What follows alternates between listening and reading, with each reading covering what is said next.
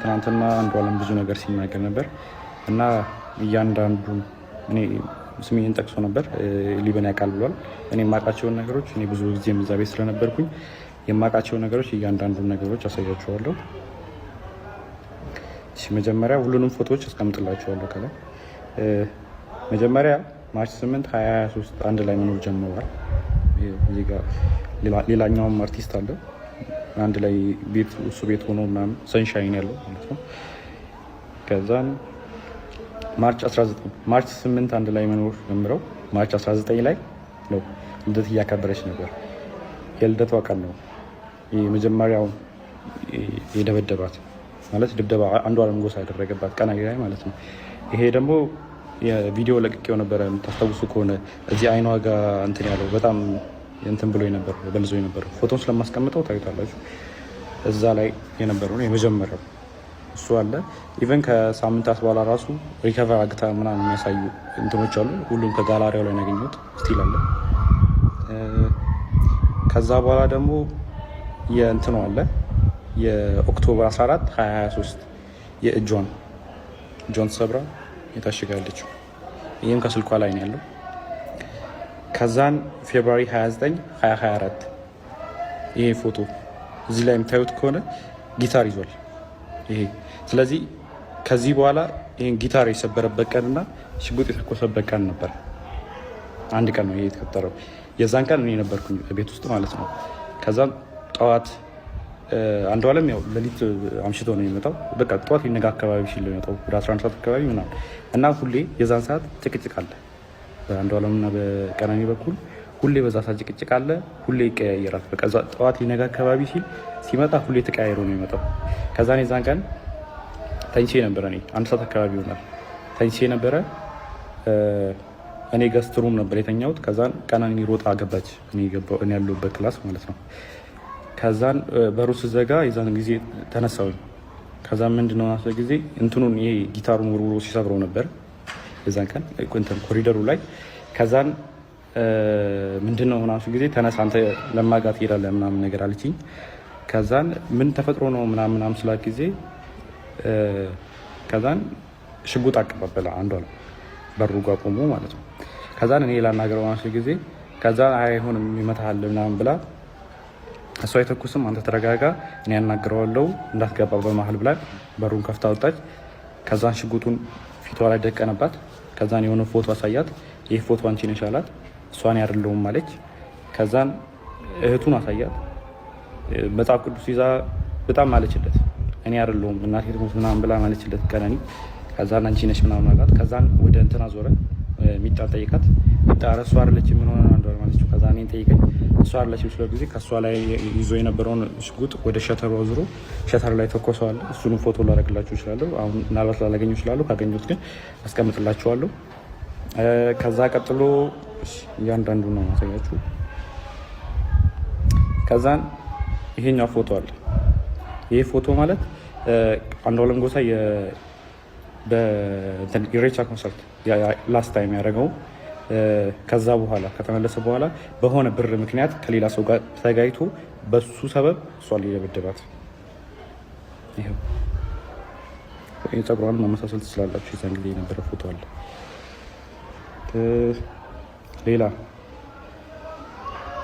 ሌላ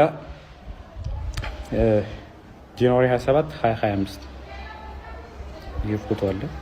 ይሄ ደግሞ ከመሞታ 1 ወር ከ15 ቀን ወይ 1 ወር ከምናምን ነው የሚሆነው። ጃንዋሪ 27 ማለት እሷ ማርች 11 አካባቢ ነው። ስለዚህ በጣም 1 ወር ከ15 ቀን ማለት ይቻላል። የዚህን ቀንም እኔ እዛ ቤት ነበር። ማታ መብራት የለም ነበረ። ከዛን አንድ ላይ እየተጫወትን ነበረ። እሱም አብሮን ነበረ።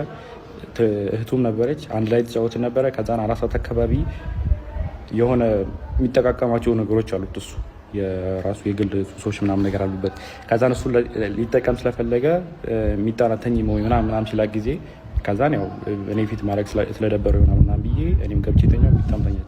ከዛን ወደ 10 ሰዓት 11 ሰዓት አካባቢ መሰለኝ በጣም ጭቅጭቅ ሰማሁ እና እኔ ሚጣ ክላስ ነበርኩ እንደው ከዛን ከሚጣ ክላስ ወደዚህ የሚጠቀው ገስት ሩሙ አለ። ከገስት ሩሙ የሰራተኛው ከሰራተኛው ነው ሳሎን ቤት ያለው። ከዛን ጭቅጭቅ በጣም ይጨቃጨቃሉ ምናምን ነገር ስለምን እንደሆነ በደንብ አላውቅም፣ አልሰማሁትም። ግን ጭቅጭቅ የሆነ የጭቅጭቅ ድምፅ ሊሰማኝ ነበር። ከዛን ተነሳው በጭቅጭቁ።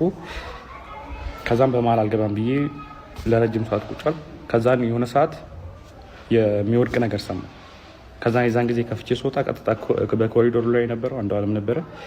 አንዱ አለም እንትን አለኝ ነው ግድት በመሀላችን እንዳትገባ ምናምን ብሎ እኔ መልሶኝ በሩን ቆልፎ የሚጣ ክላስ ውስጥ ነበርኩ።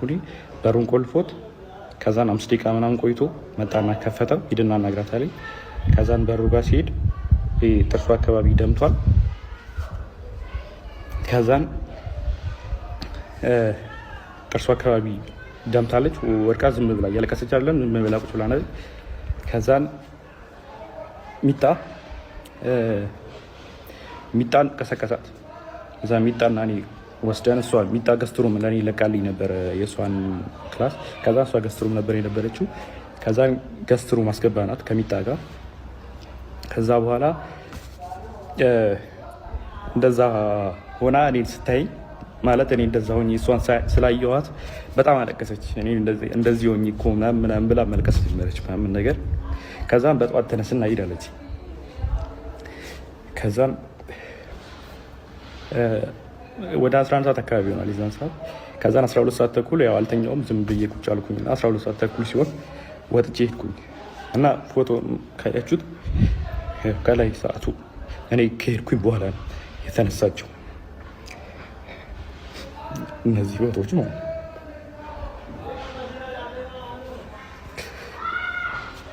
ሌላ ደግሞ ስለ እንትኑ ጉዳይ እሷ ከመሞቷ ከሳምንት በፊት እንትን ምርመራ አግታ ነበረ፣ የመካንነት ምርመራ ማለት ነው። ይህ ያደረገችው ይኸው ፍራይዴ ማርች 7 አርብ ቀን ማለት ነው። እሷ የሞተችው ማክሰኞ ቀን ይመስለኝ እና ቀኑ አለ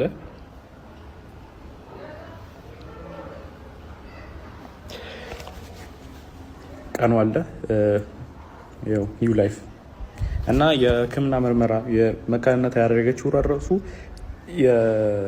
ኦልሬዲ የአቃቢ ሕግ የሰጠው ወረቀት ላይም ተጽፏል። በተደጋጋሚ ከወደዋና ልቧ ላይ ተረግጣ ሐኪም ቤት ትመረመር ነበር እና ዶክተሮች ጠይቃት ሰውን የረገጠኝ ያለችው የሚል መልስ ሰጥታኛለች ብሏል። ይሄ ወረቀቱ ላይም ተጽፏል፣ እንትን ላይም አለ። ለዛ ነው ይህን ምርመራ ያደረገችው ራሱ። ከዛን ይህ ምርመራ ደግሞ ሰኞ ቀን ማታ ሰምተውታል። እናትየዋ ራሷ ስትናገር ነበር። አንዷለም እናት ስትል ነበረ ደውላልኝ እኔ እኮ መውለድ እችላለሁ አለችኝ። ከዛን እኔ እንደውም ለካስ ልጄ ነው ወይ አልኳት ብላ ራሷ የአንዷለም እናት ስትናገር ነበረ። ከዛ ሲቀጥል ደግሞ ስለ